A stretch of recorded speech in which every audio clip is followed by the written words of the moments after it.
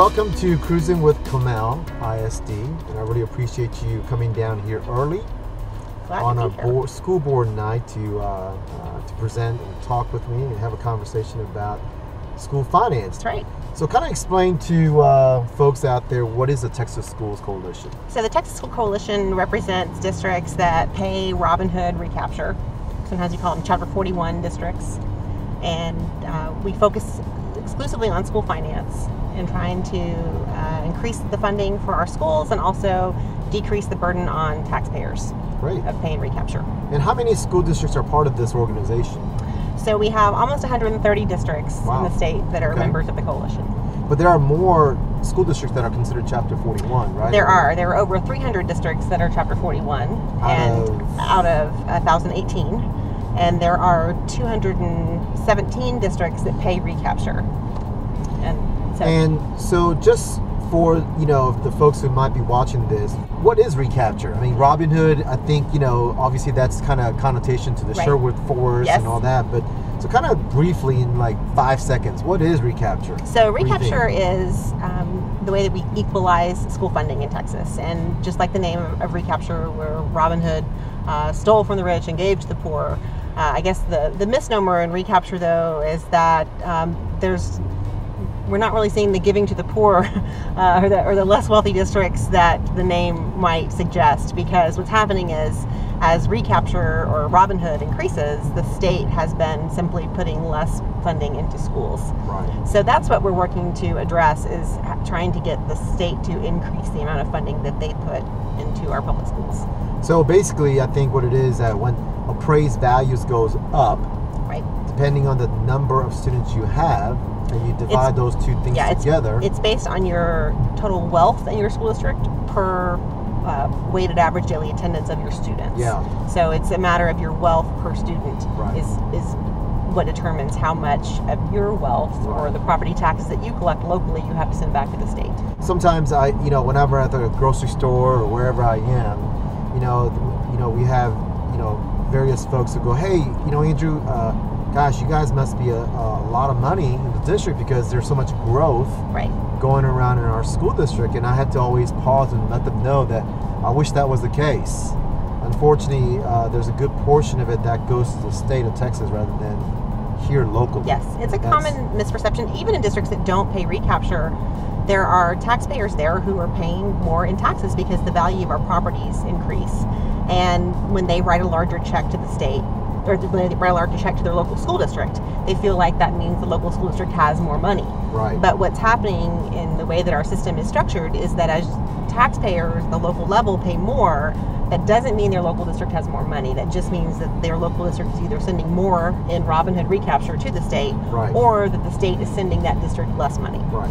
And this year, we're estimated around $6 to $6.5 million this year, and then right now under current law, it's somewhere around $13 to $14 million for next year that we'll be sending. Now, but there are school districts sending a lot more, of course, than what we do, proportionally speaking, at this time. So. Right. On my way here, I came from Austin, and they're sending $500 million, more than $500 million to the state through recapture from their district. Yeah. So it's a pretty widespread problem. It's not just in one area of the state, or not just a certain size school district, if you will. It affects a lot of different districts and a lot of different taxpayers. Right. And so this topic is appropriate because right now the 86th legislative session is going on. Yes. And so the good thing, it seems to me, is that the legislatures are acknowledging that there is a structural issue with this recapture and school finance. Would you agree on that? I think that during the last election cycle, that a lot of legislators on the campaign trail and through the elections themselves, they got the message that voters in Texas care about their schools. So that's been a theme of this session. It's been a priority expressed by both the House and the Senate, by both the Speaker and Lieutenant Governor, and also Governor Abbott has said that schools are their priority for this session, and that they will pass reforms that both help with property taxes and with school funding. Right. So we could have a special session if things don't get resolved. I've never seen the legislature pass a major school finance reform bill during a regular session. Wow. So you think? Wow. So you're you're betting that there's going to be a special session. I'm not making summer plans, I'll put it that way. Really? Oh my gosh. Wow. Okay. Which makes it hard for schools because right. you guys are trying to adopt budgets and make staffing decisions for next year, and you won't possibly know as you're going through that process. That's right. How much money you will have to operate your district with. That's right. We typically notify our principals and our teachers what their compensation package is, as well as how many more teachers we're going to hire, so that we can start interviewing folks out there. And as a growing school district, we hire quite a bit, and so we typically give those out sometime around April and May. So with this process now, unfortunately, we're going to have to really bump that out further. So it does present some timeline issues. So what's your take on the legislature right now? You know, 2 years ago, when the legislative session began, I was asked what's going to happen, and I said at that time, I didn't think anything was going to happen. You know, they were talking a lot about it then, but I didn't think anything was going to pass. Right. This session, though, I've said something's going to happen. You know, whether or not that's positive or negative remains to be seen, but so far it's been pretty positive. Yeah. The House has a bill that's going to be heard on the House floor next week that invests $9 billion into both, well, 6.3 for new school funding and 2.7 billion to give relief to property taxpayers.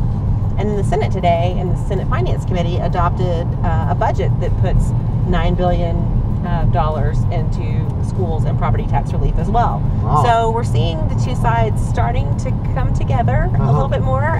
They're not in agreement yet on how they want to spend the money, but there's room to compromise and time to have the two sides come together with a package that's good for both schools and taxpayers. So where is the disconnect, do you think? I mean, where are things that are far apart from each other at this point? I think the biggest disconnect is that the Senate wants to provide an across-the-board pay raise for teachers and librarians and tell schools that that's how it must be spent. The House has a plan that is more of a, it's focused on reforming the formulas that drive our school funding, and so that bill drives more dollars into schools and communities that have demonstrated a greater need, because it's driving a lot more money based on poverty amongst students and things of that nature, and then it gives districts a local control for how to spend that money. What are the bills that are kind of intriguing out there that you see that's going to be passed and become law? I think there's a lot of bills out there that deal with school safety. Right. And that's, you know, certainly an important issue that needs to be addressed, and I think that there will be some changes that come along that line. Things like coordinated communications and services amongst emergency responders and school districts. Which I think is absolutely key, by the way. Absolutely. So things like that will help schools and other officials to better communicate and coordinate should, you know, the worst thing happen in a community. Yeah.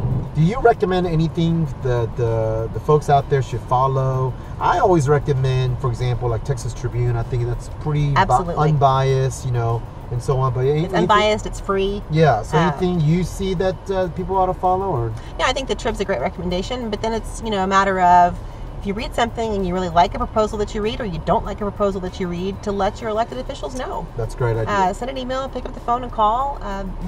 That's their job, is to represent the people who elect them. So I think let them know. Good. All right. Don't be shy.